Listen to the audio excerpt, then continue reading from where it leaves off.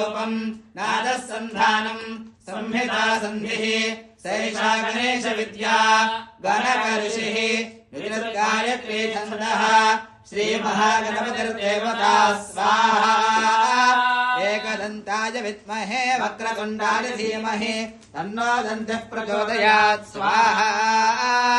एकदन्तम् चतुर्हस्तम् पाशमङ्कुशधारिणम् वरदम् हस्तैर्बिभ्राणम् मूषकध्वजम् रक्तम् लम्बोदरम् शूर्पकर्णकम् रक्तवासुतम् रक्तगन्धानुक्ताङ्गम् रक्तपुष्पैः सुपूजितम् भक्तानुकम्पितम् देवम् जगत्कारणमस्कृतम्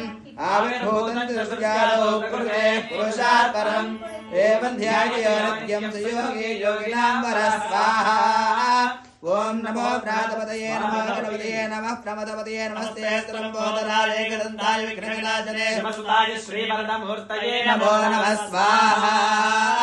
गणपतय इमाने नमः।